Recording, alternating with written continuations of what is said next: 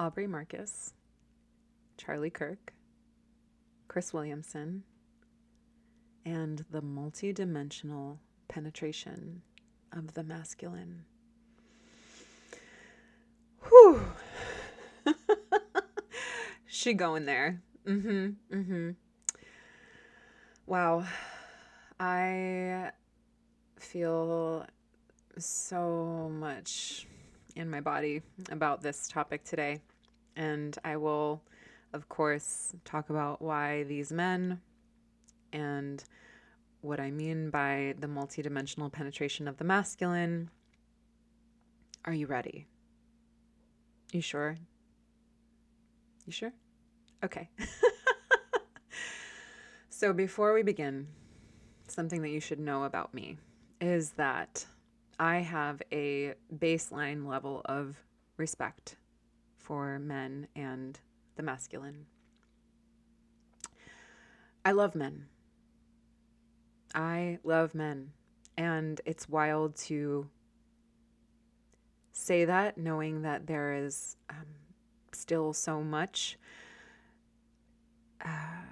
hatred toward men, the masculine, and maleness, that there are still so many narratives about men, like the wrongness of men or judgments of men and masculinity and maleness. Does not fly around me. So different men have me feel differently. Different men have me think about the world differently. And I may differ in my perspectives and opinions that I hold, but I offer respect to men as a baseline. And I will tell you that doing that learning how to do that, practicing doing that, practicing the dissolution of those places in myself that had disrespect for men and the masculine has been one of the greatest gifts to myself and to myself as a woman.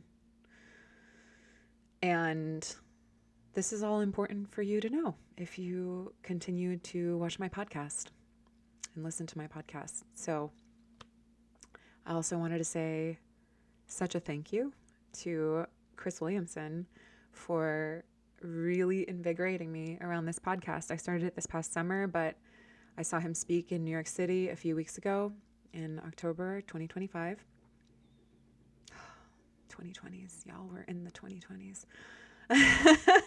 And it really, really rocked my world. And I will get to that a little bit later. I very, very grateful for this gentleman. And that's what I'll say about that for right now. So why penetration? Let's look at the definition, or several definitions of to penetrate. To pass into or through. To enter by overcoming resistance. To gain entrance to. To see into or through. To discover the inner contents or meaning of. To affect profoundly with feeling. Whew. Just, do you already see? Do you already see where I'm going with this? The way that the masculine principle and the way that it flows through men penetrates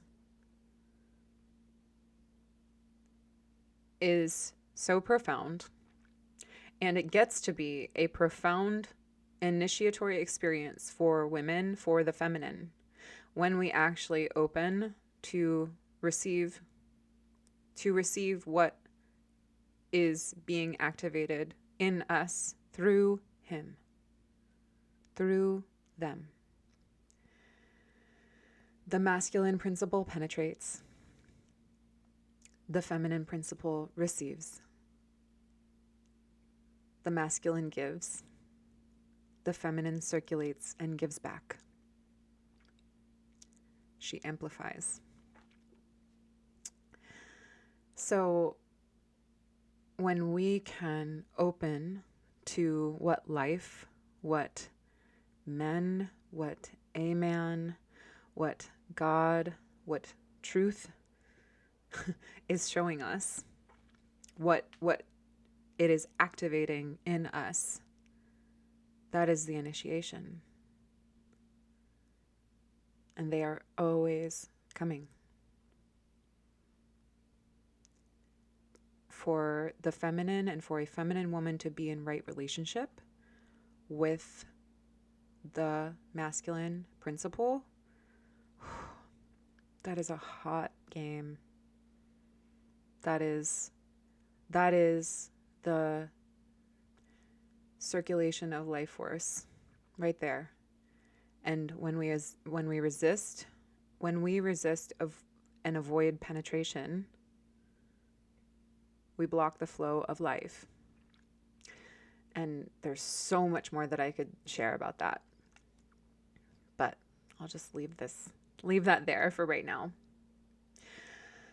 A breath. Oh man.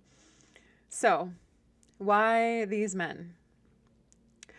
I chose these men because I have had experiences with all three of them. I have not met these men. I had a very small interaction with Chris a couple of weeks ago at his show, but I haven't actually truly met these men. However, I have been impacted by them all this year in ways that I feel are very significant. And so it just kind of landed for me last night that this is something that I wanted to bring up and into this conversation. So aside from each of these men having specifically impacted me in some way this year, what I realize is that they are also representatives of the approximate age range of millennials, of Generation Y, of my generation. So Aubrey being at the higher end, 44 years old currently, Chris being 37, and Charlie was 31 when he was killed. So these men are men who speak and host conversations publicly, sometimes about things that are seen as controversial. To me, they are a couple of significant representations of male leadership in this day and age, in the 2020s. They are men that young men, a lot of other people, but young men are listening to, are learning from, are in training to.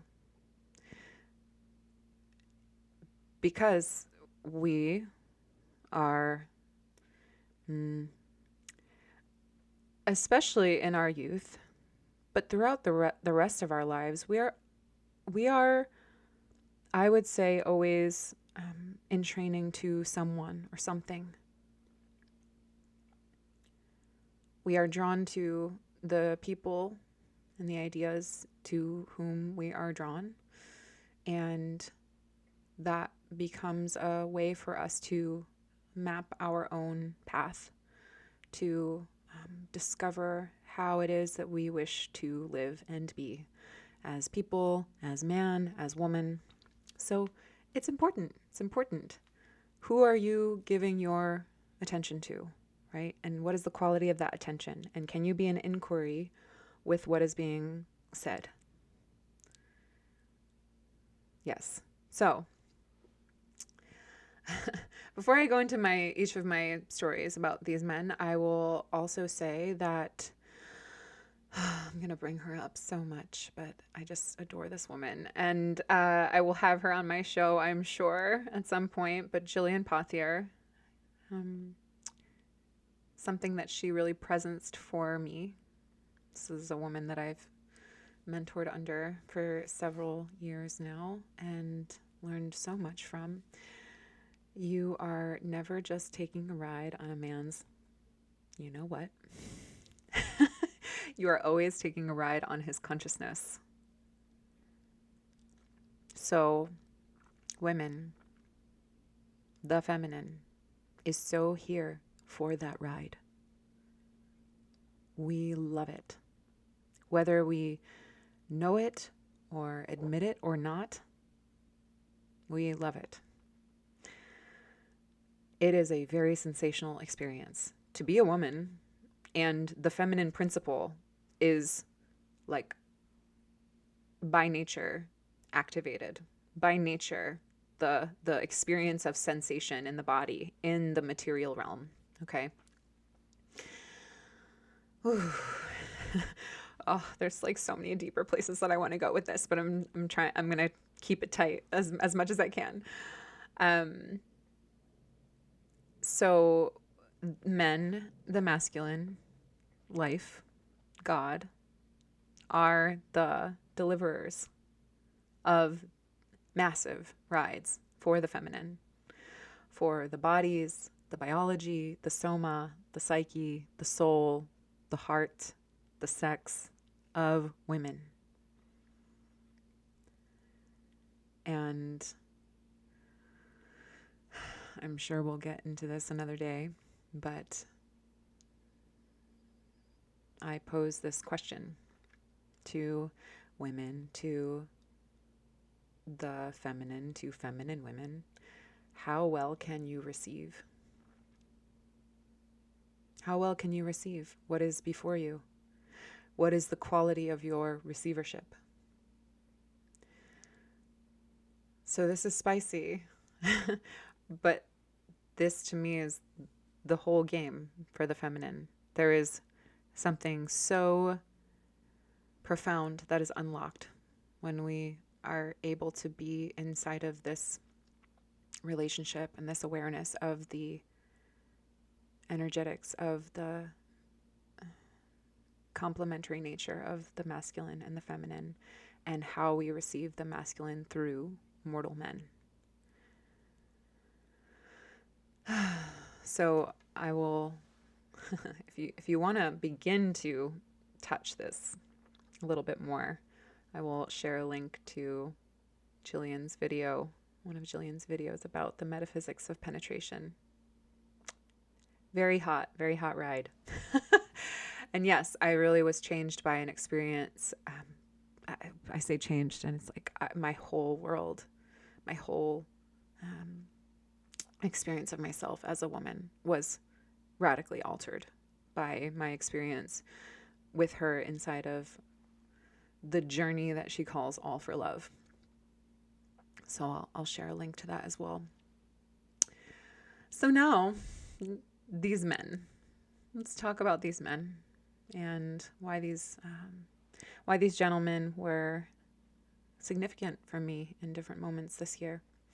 So we'll begin with Aubrey Marcus. So I was introduced to Aubrey Marcus in the very early days of Joe Rogan's podcast. I believe he started it in 2008, 2009, and I was dating somebody who listened to it, so I listened in naturally. And Aubrey was one of Joe Rogan's first guests. And I remember just being really struck by his thoughtfulness and just by these men who were, making their own way in the cultural exchange of ideas. Now, this was a new experience. I think, let me see, when did podcasts begin? So podcasts, fun fact, a blend of the term iPod and broadcast. So they really began around 2004. I mean, before that, people had TV shows or radio shows, right? But now suddenly people could have their own space to talk and to share conversation. So before I could articulate that, like, I found that fascinating. Like I did. And I listened to the early days of this podcast. So, gosh, I was living in Boulder around that time. And, I didn't, life happened, all these other things that I got interested in. Like, I didn't keep up on this podcast. However, I've seen Aubrey Marcus just continue to grow his platform and have the conversations that he has. And it was in, I think, late May, earlier this year, 2025, where he shared an episode on his podcast about the non-monogamous relationships between him and his wife and another woman. And ooh, I was very activated by this. I felt a lot of feelings. There were a lot of people in my circles who were talking about this, and a lot of people in like the what I would call the devotional union field. And people who follow Aubrey, who are in like the sort of Burning Man culture, which he has spoken about and been a figure inside of. So I had this experience of a lot of feelings of anger and like even disgust, and it just really took me for a ride. And the reason is because I left non-monogamous relating when I realized that that was absolutely not the path for me. And it actually brought me tremendous amounts of pain that I wasn't in real lucidity about, that I denied.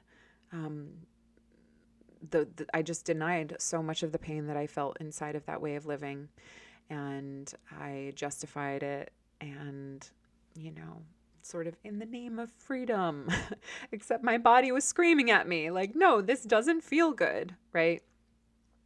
I'll talk about this more on another episode. And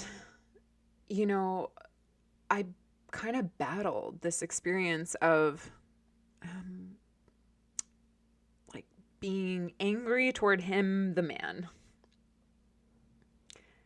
But I also knew that this man is just making the choices that he's making.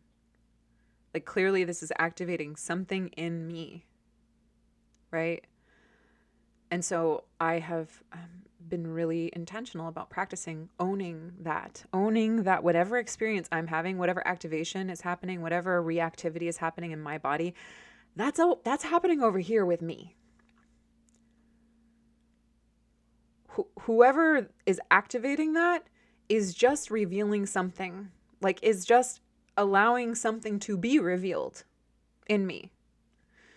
So I went on this whole ride, and after, a couple of weeks of being in conversation with a lot of people around like what this meant for me and what I kind of witnessed in the collective field that was impacted by this story of his coming out about these relationships that he's in,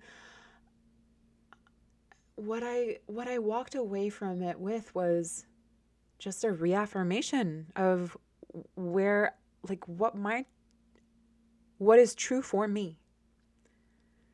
What is true for me. So that if I had gotten stuck inside of this anger and like disgust, right? That would not be of highest service to me. I am not someone who wants to walk around harboring resentment and anger and disgust toward anyone. And that most certainly includes public figures, right? That is mine to carry or not. That is mine to move through my system or not. So his choices, as with anyone else, are his. But what is it showing me about me?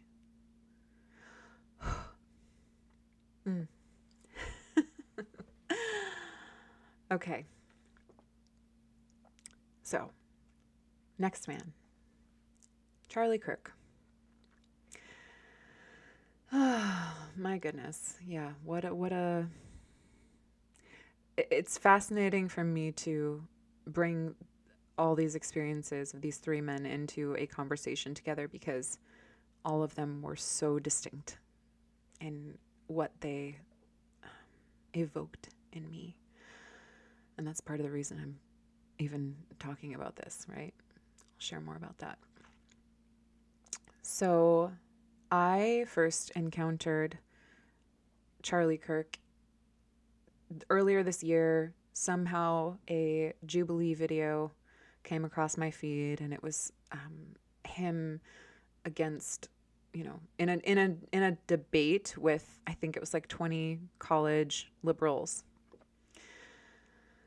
So something I will say before I get into this is I really used to identify with, and I'm very grateful for what I learned through like my identifying with being a progressive and being a leftist. I learned a lot, and that was really the first social political awakening that I had in college and then for years after. I wouldn't say that I align with the left anymore, and I will also say that that does not mean that I am conservative or Republican. What I will say is that at this point in my life, I consider myself to be a free-thinking individual who is in inquiry around many things in this world right now. And I don't feel this pressing need to align myself with any kind of political identity. Maybe I will at some point. I don't know. But I have questions. And one of the things that struck me about witnessing Charlie Kirk was this is a man who has convictions, and he's willing to show up inside of a conversation to talk about it, inside of a debate, to argue his perspective and his convictions. And I thought in the video that I watched that he had good points. He had valid arguments that I had never really been exposed to before. And, the other thing is that I was just really struck by how he spoke. That even if he's standing for something that I don't necessarily agree with all of it, the fact that he did his darndest and really succeeded at granting dignity to the people that he was speaking with. He would experience being impassioned about something, but he was respectful of the people that he was debating. And he did not receive that in return from a lot of people. A lot of people. And I get it. I get that some of the ideas and perspectives that he held were controversial and people get activated, people react. I get it, and this is part of the reason why I will say right now, I feel the dire importance of us as a people learning how to be in civil dialogue with one another, learning how to actually hold and house the sensation and the reactivity that flows through us inside of a conversation so that we can actually engage in dialogue. This is one of the greatest gifts I think we can give ourselves and the world. A great contribution. Learning how to listen, learning how to speak, learning how to actually be in dialogue, learning how to debate, learning how to argue for one's perspective.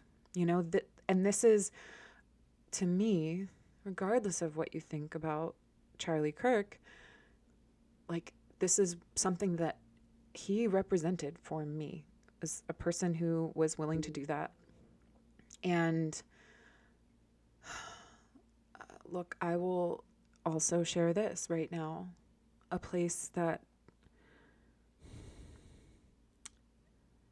one of the places that I stand is that I will never celebrate death. Ever. I am not here to celebrate death. Ever. That to me is dangerous territory for the soul of any human. And maybe I'll say more about this on another day, but I was massively impacted when this man was killed, and the shockwave that it sent through the collective, through American culture and beyond.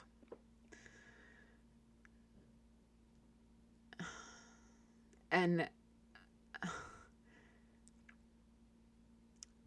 the people who become really furious when one person is killed and people are upset about it, and there are people who become really activated around, well, why don't people care about the thousands of people who are being killed in XYZ place? Look, I really invite us to have grace here. I would rather we meet in the field where death impacts us, period. We are all impacted by death in different ways, from different corners of the world, different reasons. And this is where I'm just someone who cares to create space for people to meet beyond ideology, but to meet in that place where we are in touch with our humanity, our humanness. And this is something I would like to offer here, is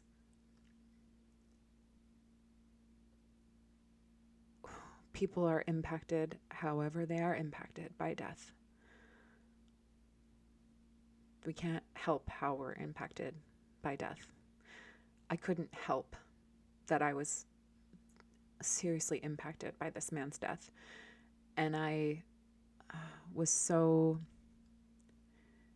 felt really sad. I felt really sad that I felt scared to say that. To say publicly that I felt sad about this man's death, because even the little bits that I did share on social media were met by some people with, well, he, believed XYZ, and does that mean that you align with his values, And I'm like, yo, calm down. Like, I get it. And like, let's again come to this place of graciousness around, this is a man who was out in public having conversations. No matter the way he had conversations, no matter the content, he was in public having them, and he was killed. Like, that is, I truly felt devastated by it, I really did. And I went through some dark weeks following that incident of exposing myself more to what is happening in the realm of politics currently, and just grieving. I went to a couple of vigils in New York City for this man, just out of like desire to be around other people who were experiencing this complex grief, and that's, oh gosh, one of them was really really lovely, a couple hundred people. The other one was quite small, and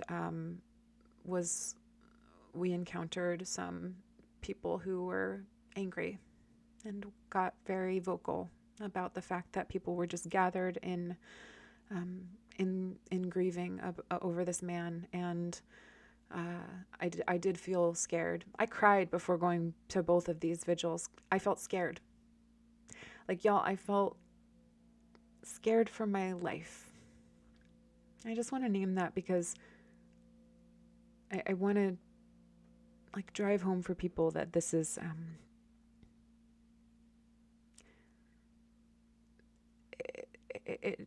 I feel sad and scared that anyone would feel that way going to a place to grieve. So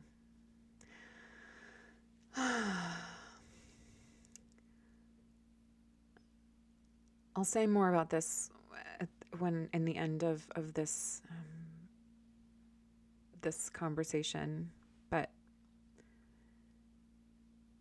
I think you can feel what I hope you can feel what I'm getting at here, of the ways that these particular men have, like, and their expression and their how they choose to penetrate the world, how they choose to like orient themselves inside of their purpose in the world, has impacted me.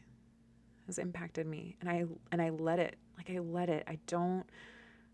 I let that experience like wash through me. And I just feel it is so important to allow that process to be what it is. Whew. Okay, so I'll continue with the third man in this conversation today. Oh man, all of these, they all just feel so different. And yeah, I am on a constant ride in this life, okay? And I don't know how else to be, y'all. I don't. This is part of the reason I started this podcast, to just bring people along on the ride with me and invite you to be on your own, quite frankly, and to enjoy it the best you can, and to have it like shape you into a kinder human being, a more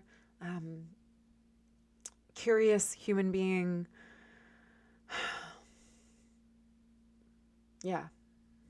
So, okay. Chris Williamson. I don't remember where or when this man came across my feed, but he did. And I, saw clips and some of the interviews of him and other people that he's spoken with on his podcast. And I just felt this liking for this man. And I feel inspired by things that I've heard him say and the conversations that I've seen him post. Like, really inspired. So he pops up in a Instagram ad saying something like, "What's up, New York City? I'm coming to you." And my whole body was like, yes, yes, we are going to see this man, to feel this man in person. I just knew immediately. And I listen for those impulses, I feel really grateful to get to this place in my life where I question those impulses so much less. Also a story for another time. But I saw that he was coming to New York City, and I bought tickets for several of my friends and I to go. He was here October 23rd, and I felt that it would be partially a birthday present to myself. My birthday's November 1st. So yeah, going to see this man who I had a strong inkling would have an audience of mostly men. This ended up being the case. Yeah, I wanted myself and several of my girlfriends to go and experience this man in person, you know? Side note is I have learned this around artists that I really want to see, performers that I really want to see, speakers, right? Like, go see people. Go see the people. When they come to your city in person, go travel to see them. Like, go see the greats. Go see the people who inspire you. Be in physical space with people. It almost feels funny for me to say this, but in a world where we're so on these screens, right? And you're experiencing even this via a screen, it is so beautiful and important and refreshing and like invigorating to just go be around people and receive transmissions from people that you admire or feel inspired by in person. So, I and my friends go to this talk, and I really went in. I went in with this intention to receive, to be in like exquisite receptivity around this man and around what he had to say and around the entire evening, around being in an auditorium filled with men. Like, I really was in this playful game with my girlfriends. Like, how well can we just be in our receptivity this evening? So fun. So I'm sitting, we're all the way in the back of the balcony, and at some point, Chris has a question and answer period. And I was so clear. I was like, I know that I want to ask a question. I know that there's so many things I would love to talk with this man about, but let me land in something. And he first chose two people that were sort of, on the ground level in front of him.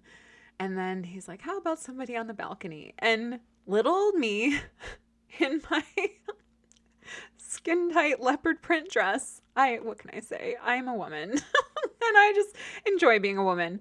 I shoot my arm up and I stand up and make myself known. And he looks and he says, something like, the lady in the leopard print. And yes, I had this very cheeky moment of saying, it's just for you, Chris. All for you, Chris. Yeah. So I'm sharing this because I had to hold so much sensation in my body to even raise my hand, to be willing to presence myself in this space, in this giant auditorium of people, and in front of this man that I admire, right? So it was a big experience for me. And I asked him a question about marriage and, what he saw, what were his thoughts, given all the people that he's interviewed, on a person having a strong marriage or partnership to achieve their peak level of success. And he gave a really beautiful answer, essentially saying that, and like, yes, of course, having a partner who feels like home, who like is able to be with their person, their counterpart, and like, especially if you're someone who is up to big things in the world. These are my words, not his, but essentially, right? If you're someone who's up to big things in the world, that you like, it's important to have someone by your side who understands that about you, and yeah, who just feels like home, which is just so beautiful. And yes, I'm so here for that. I'm so here for those kinds of unions on this planet. Oh my goodness. Do I believe in marriage, in the sanctity of it, like not just in this religious sense, but in the sacred coming together of man and woman and, or whoever, man and man, woman and woman, whoever comes into that sacred union, right? Like, but for most of us, it's going to be man and woman.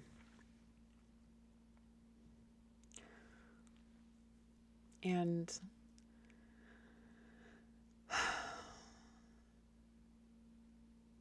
I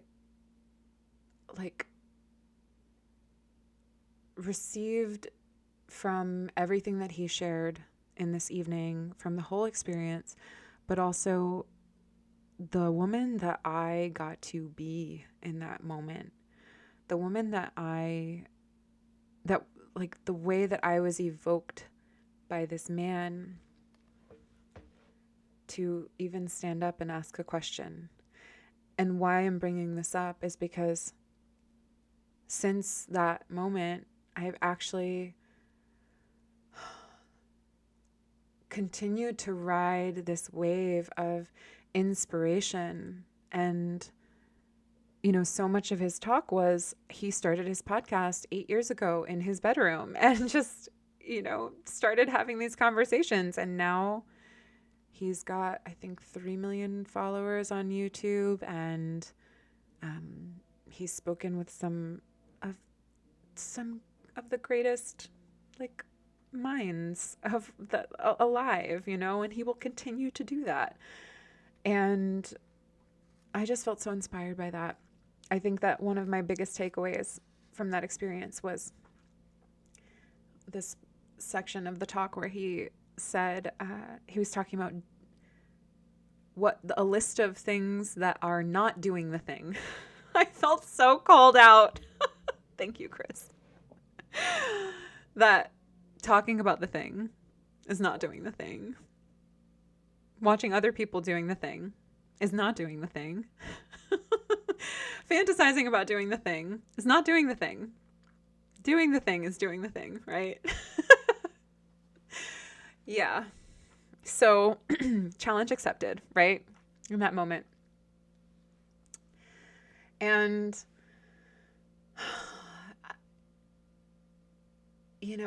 I just feel so grateful that I chose to have a willingness to receive the tinctures, the medicine, the truth, the penetration that this man had to deliver in this moment, in this experience.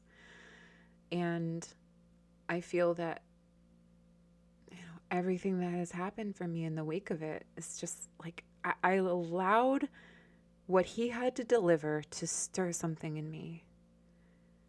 And I have felt so inspired to create as a result.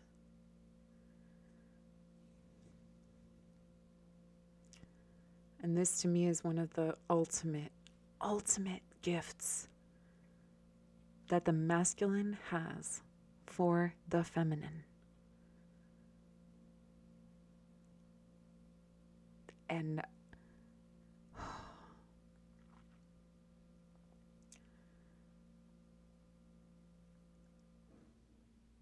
look, men and women, the masculine and the feminine, are creational counterparts. One cannot exist without the other. Think about the yin yang.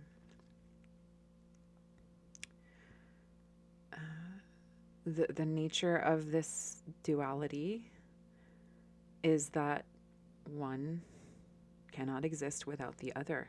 They are together, they create a unified whole, even though they are distinct, even though they are counterparts. So, as we allow ourselves to be penetrated, to be impacted, to feel them, to feel him, to feel life, what life wants to give to us, to deliver unto us, what God wants to deliver unto us, what the truth of what is happening, right? To own what is activated within us as a result. That is a special kind of alchemy that I wish for everyone to have, every woman certainly. I will say that there is, I'm speaking multidimensionally about the feminine and the masculine and man and woman right now. There is a way that anyone can for men and for masculine beings and people to find themselves inside of this dance of energetics. Anyone can. Does that make sense? We can all be in this co-creative dance in life. And the principle of the masculine and feminine is rooted in deep energetic and biologic truth. And it's a framework through which we can also see ourselves and experience life. So, as women and as women and as the feminine learns to let the masculine principle take us on a ride, we open ourselves to receive the gifts, to receive the knowledge, the wisdom of whatever that ride has to bring us, so that you can, my hope is that you can see that reflected in the three stories and experiences that I've shared here today. That when I do not collapse into casting judgment, there's a rightful place for judgment in the human experience. Absolutely. We can't really actually live, rationally live without judgment. However, when I do not let the judgment of a man be the final say in what my relationship is with him and what he is representing to me and what he is activating in my field, when I actually let whatever is happening through him, from him through me, when I let that experience happen, there is always a gift. There is always something for me to discover about myself, for me to discover about what is true for me, about what my desires are, about what my convictions are. The masculine, it is like the light of consciousness that when the feminine circulates it, actually then goes forth and animates and makes material what is illuminated through his light, through his sight, through his penetration, through what he delivers. And I will tell you right now, women who are able to do that, the more women are able to do this, and I've said this before in this podcast, and I'll say it again. There's no requirement here. It's an invitation. You don't have to accept it. But if and as and when women choose to be on this journey with men and with the masculine principle, that is a different world.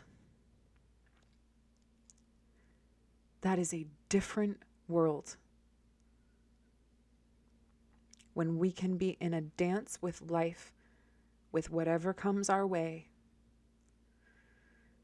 like rather than cutting off or avoiding or resisting what is activated in us.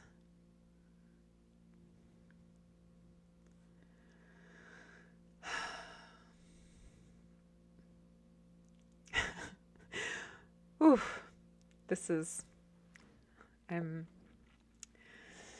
what a conversation. What a conversation. I feel really juicy about this. I hope that it's whatever has landed for you inside of this conversation, may it nourish something in you, may it awaken something in you, may it have you be an inquiry about something in your experience of life. And so here for us to be in curiosity, as I said, and I will always come back to grace, to have a gracious relationship with ourselves and with other people, with life itself. It's not easy. It's not easy to be here, to be a human being right now. Like, it's kudos for being here, for wherever you are, whatever you're doing a great job. You're doing awesome. And I'm proud of you. Okay. Thank you for just being willing to be here for what I have to share. And I feel grateful to be able to share it, to have the technology through which I can share it. And I'm looking forward to the many, many conversations that are to come. So, blessings and love to you all.